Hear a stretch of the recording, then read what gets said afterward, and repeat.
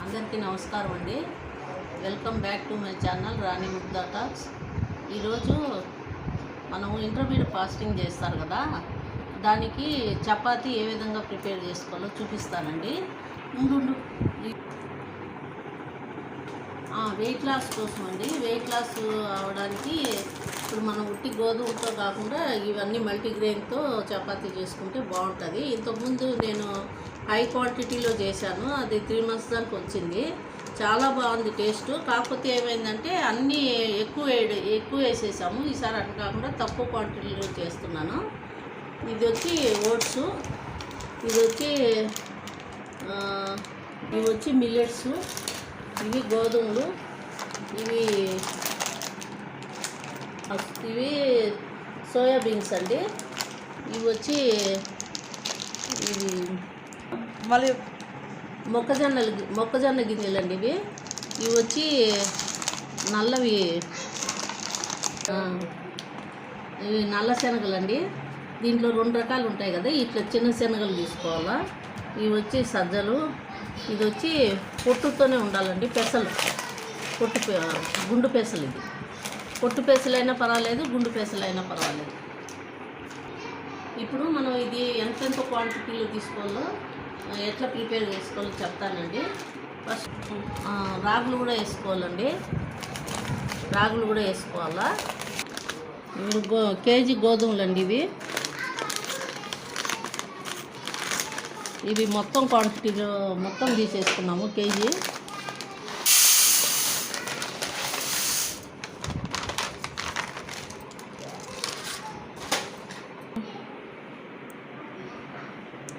ఇవి జొన్నలండి.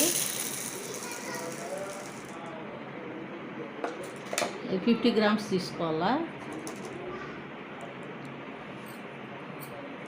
దీంట్లో వేసేసుకున్నాము. ఇవి మొక్కజొన్న గింజలు కదా,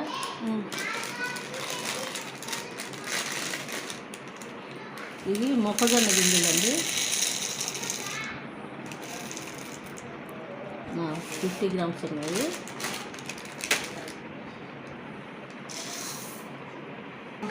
నేను 30 grams చూపిస్తాను.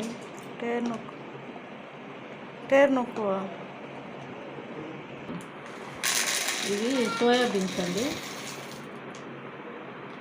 ఇవి ఒక 50 grams, కొన్ని ఎక్కువ ఉన్నాయి.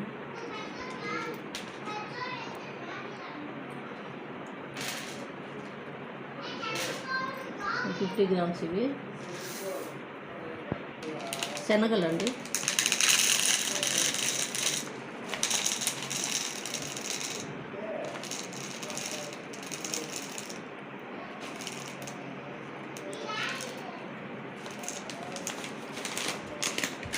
ఇవి ఇలా అన్నీ చేసుకొని బాగా కడిగేసి పొడి కొట్టించుకుంటే ఆరోగ్యానికి చాలా మంచిదండి. ఇది చపాతీ ఎవరైనా తినొచ్చు.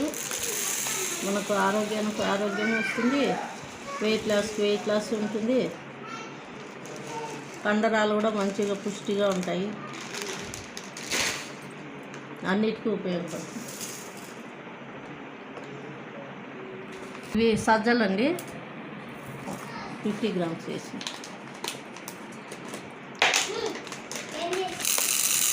చెప్పు. ఇవి పెసలు అండి. అందుకే నీకు గట్టిగా అరిస్తే. ఇవి మిల్లెట్స్ అండి. ఇవి మిల్లెట్స్ అండి. ఇప్పుడు మనము రాగులు వేసుకున్నాము.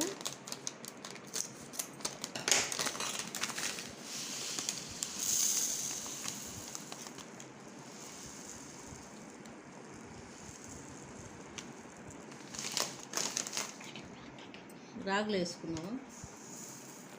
1 cup అండి. ఇక్కడ రాసింది చూడండి, 1/3 అని. అట్లా 85 ml ఉంది. ఇది 1/3 cup.